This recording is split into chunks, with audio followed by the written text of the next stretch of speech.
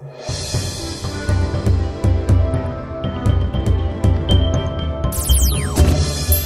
pemirsa, bagaimana kabar Anda? Terima kasih telah menjadi penonton setia Ni Hao Tiongkok selama ini.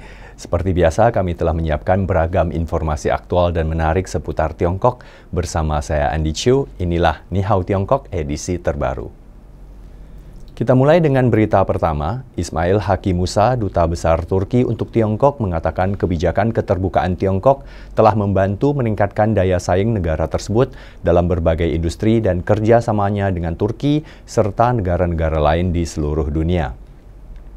Dalam wawancara eksklusif dengan China Media Group di Beijing baru-baru ini, Duta Besar itu mengatakan perluasan keterbukaan sangat penting untuk meningkatkan daya saing di pasar global dan Tiongkok telah diuntungkan dari kebijakan keterbukaannya yang konsisten dengan industri-industri baru dan inovatif di negara tersebut yang tumbuh pesat dalam beberapa tahun terakhir. Without opening, there won't be competitiveness. Chinese friends understood it in a very deep way. Competitiveness via opening up policies may contribute to the speedy development in every area, be it in innovation, be it in artificial intelligence. Duta Besar itu juga menekankan pentingnya menciptakan lingkungan yang bersahabat untuk meningkatkan investasi bilateral.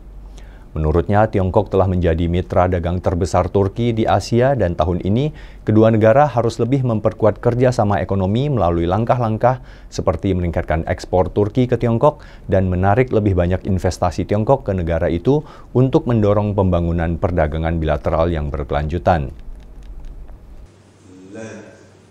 1,312 Chinese companies are operating in Turkey. They are enjoying the same friendly investment environment. Give you a comprehensive idea. Lei Jun, CEO raksasa teknologi Tiongkok Xiaomi, mengatakan Xiaomi Automobile berencana untuk berekspansi ke pasar global dalam waktu 2 hingga 3 tahun ke depan. Sebagai anak perusahaan Xiaomi, perusahaan tersebut telah meluncurkan model kendaraan energi baru yang dikembangkan sendiri, yang menarik perhatian signifikan dari konsumen baik di dalam negeri maupun internasional. Mengenai rencana ekspansi internasionalnya, Lei Jun mengatakan bahwa ketika perusahaan tersebut berupaya memasuki pasar global, fokus utamanya tetap pada peningkatan produksi untuk memenuhi pesanan domestik. 我们现在正在全球考察各地的市场和各地的政策，我们也筹备在合适的时候出海。当然，我们现在第一焦点问题是怎么解决国内排队6、7个月，怎么扩产，怎么让老百姓国内的用户更早的拿到他们想要的车。所以呢，全球布局可能还需要个2、3年的准备。Xiaomi meluncurkan kendaraan energi baru pertama yang dikembangkan sendiri, SU7 pada 28 Maret 2024. 3 variannya yakni SU7, SU7 Pro, dan SU7 Max telah memasuki pasar dengan harga mulai dari 215.900 yuan atau sekitar 485 juta rupiah hingga 299.900 yuan atau sekitar 675 juta rupiah. Pada acara peluncuran SU7, Lei Jun mengatakan bahwa perusahaan teknologi tersebut telah mencapai terobosan teknologi di bidang-bidang utama seperti desain, teknologi baterai, pengendaraan cerdas, dan kokpit pintar. Sementara itu, model terbaru Xiaomi, SU7 Ultra yang diluncurkan pada 27 Februari 2025 telah menarik perhatian yang lebih besar. Dengan kecepatan tertinggi 350 km per jam dan sistem mutakhir, mobil ini memiliki desain mewah, performa puncak, teknologi canggih, dan fitur keselamatan yang ditingkatkan. Dengan harga 529.900 yuan atau sekitar 1,2 miliar rupiah, model andalan itu telah memasuki pasar kendaraan mewah. Dengan kecepatan kilat, 10.000 unit terjual hanya dalam waktu 3 hari. Lei mengaitkan keberhasilan tersebut dengan semakin populernya merek domestik di kalangan konsumen.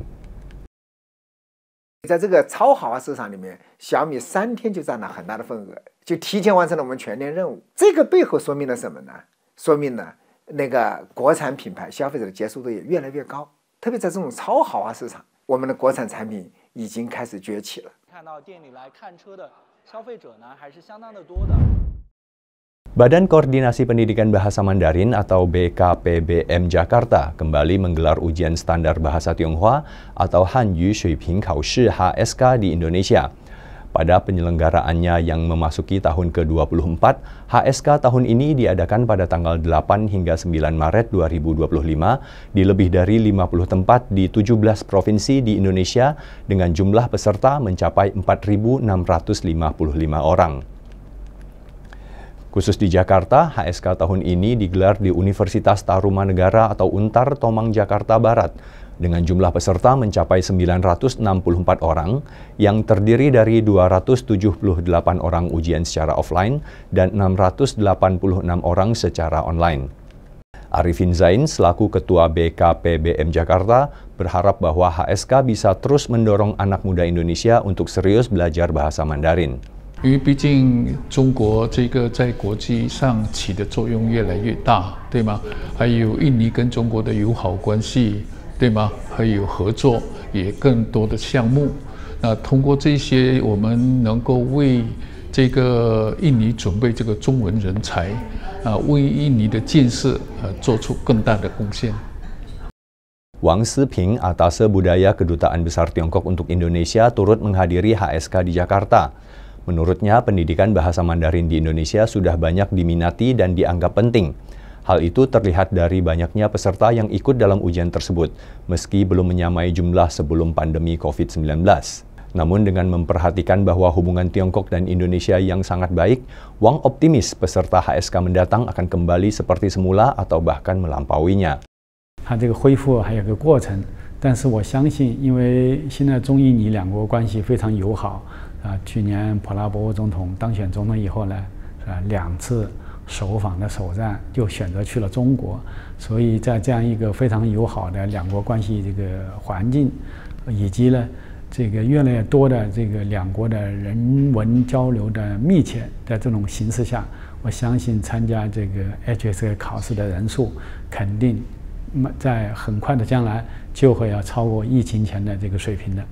Di sisi lain, pemerhati pendidikan Nuning Yuningsih mengatakan bahwa sejak penyelenggaraan HSK pertama hingga sekarang, peminatnya terus mengalami peningkatan yang signifikan. Menurutnya ini tidak terlepas dari sekolah-sekolah dan universitas-universitas di Indonesia yang membuka jurusan bahasa Mandarin, serta perusahaan-perusahaan yang membutuhkan tenaga kerja yang mampu berbahasa Mandarin.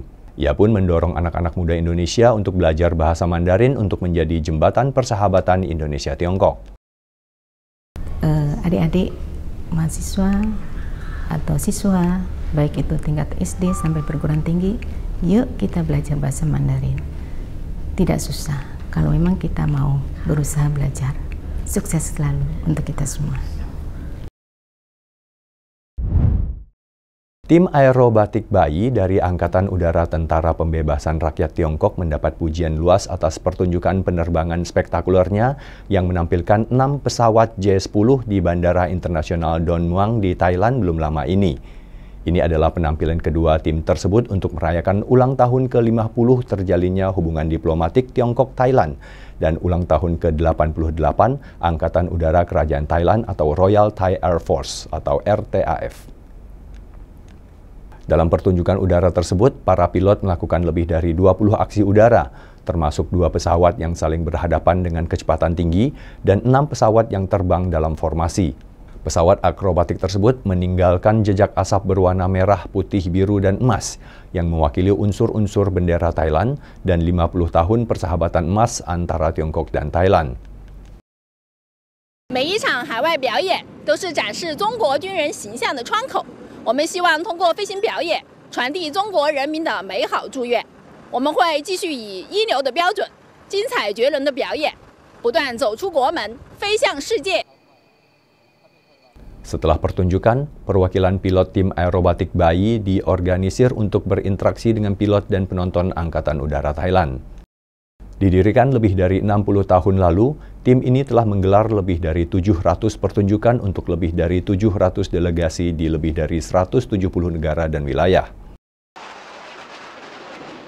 能够代表中国空军走向世界舞台，我们深感自豪。我们将继续以精彩的飞行表演为纽带，向世界展示中国空军开放自信、追求卓越的形象风采。为传递和平友谊贡献我们的力量。 Sutradara Hollywood Mike Mitchell yang dikenal karena karyanya pada sequel film seni bela diri bertema binatang Kung Fu Panda 4 memuji film animasi laris Tiongkok Ne Cha 2 atas kualitas produksinya dan penggambaran budaya Tiongkoknya. Dalam wawancara dengan China Central Television, Mitchell memuji tingkat superior film animasi Tiongkok tersebut. Dengan harapan yang tinggi terhadap sinema Tiongkok, Mitchell berharap dapat melihat lebih banyak film Tiongkok berkualitas tinggi yang menjangkau penonton Amerika dan global. It was epic and huge and beautiful and big, but it was also great to see that combined with emotional storytelling and great comedic set pieces. That's a hard combination to get. It's very serious and epic and very, very funny at the same time. And the filmmaking team just nailed it. Humbling as an animation director, a lot going on in this film. That would have to be Ne Zha. And he is such a funny, delightful character. When he evolves to his new design, I'm a bit concerned for Ne Zha 3 that we don't get to see that little cranky cutie boy again. Mitchell juga mengungkapkan antisipasinya untuk bepergian ke Tiongkok dan menyaksikan pertumbuhan film Tiongkok berkualitas tinggi. My very specific advice would be keep doing it. Keep making these wonderful films, keep making them emotional, epic, and funny. Pemirsa, demikian Ni Hao Tiongkok edisi kali ini. Semoga berita-berita yang telah kami suguhkan bermanfaat dan bisa menambah wawasan serta pengetahuan kita. Kami akan kembali dengan ragam berita dan informasi menarik seputar Tiongkok minggu depan. Terima kasih atas atensi Anda. Saya Andi Chu, sampai jumpa.